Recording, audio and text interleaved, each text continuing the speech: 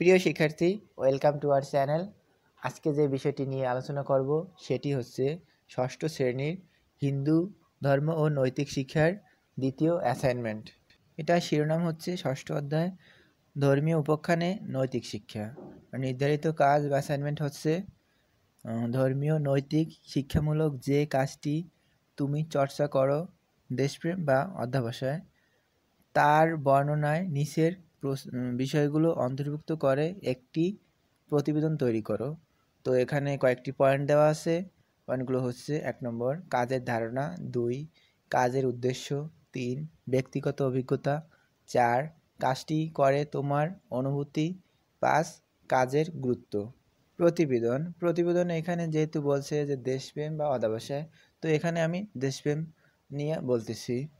তাহলে প্রতিবেদনটি হবে: 1 কাজের ধারণা, ধর্মীয় নৈতিক শিক্ষামূলক যে কাজটি আমি চর্চা করি তা হলো দেশপ্রেম, দেশের প্রতি ভালোবাসা, দেশের প্রতি দায়িত্ববোধ, দেশের প্রতি আবেগ এবং দেশকে সেবা করাকেই দেশপ্রেম বলে।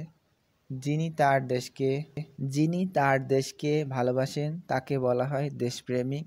একজন দেশপ্রেমিক তার দেশকে ভালোবেসে যে কোনো কিছুই করতে পারে। দেশের উন্নতিই তার প্রধান কর্তব্য। 2 কাজের উদ্দেশ্য, আমরা যে দেশে বাস করি সে দেশের রক্ষণাবেক্ষণ ও সেবা করা আমাদের প্রধান কর্তব্যের মধ্যে পড়ে।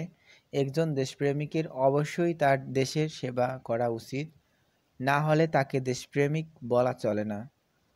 আমিও আমার দেশকে ভালোবাসি, অর্থাৎ আমিও একজন দেশপ্রেমিক হিসেবে আমারও দেশের প্রতি অনেক দায়িত্ব রয়েছে। আমার কাজের উদ্দেশ্য একটাই, সেটা হচ্ছে আমার দেশের রক্ষণাবেক্ষণ, আমার দেশের উন্নতি।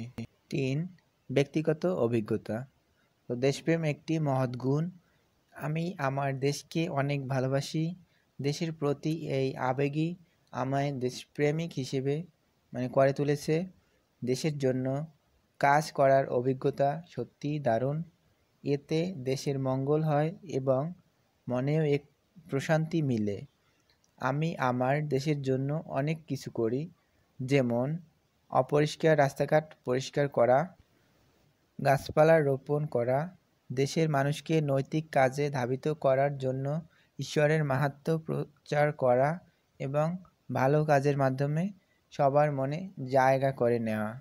তার পরবর্তী পয়েন্ট, কাজটি করে আমার অনুভূতি।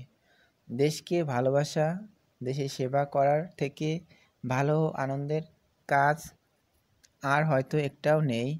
দেশের প্রতি ভালোবাসা, মনের মধ্যে প্রেম ভাব জেগে ওঠে। দেশসেবা কাজটি আমার খুব ভালো লাগে। পৃথিবীতে মানুষ রূপে জন্মেছি এবং এই দেশই আমাদের মাতৃভূমি।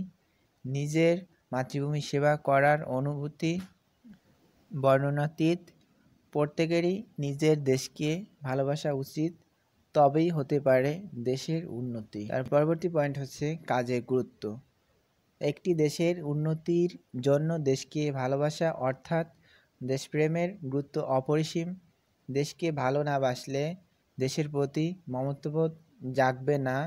একজন মানুষ তখনই দেশের উন্নতির কথা চিন্তা করতে পারে যখন তার মনে নিজের দেশের প্রতি থাকে অগাধ ভালোবাসা। তাই দেশকে অবশ্যই ভালোবাসতে হবে। সবসময় নিজের দেশের জন্য শুভ চিন্তা করতে হবে, তবে দেশের উন্নতি সম্ভব। আজকে এ পর্যন্তই। সম্পূর্ণ ভিডিওটি দেখার জন্য ধন্যবাদ। পরবর্তী অ্যাসাইনমেন্টগুলোর সমাধান পেতে আমাদের চ্যানেলটি সাবস্ক্রাইব করে পাশে থাকা বেল আইকনটি অন করে দিবেন, যাতে সহজেই পরবর্তী আপডেটগুলো পেতে পারেন।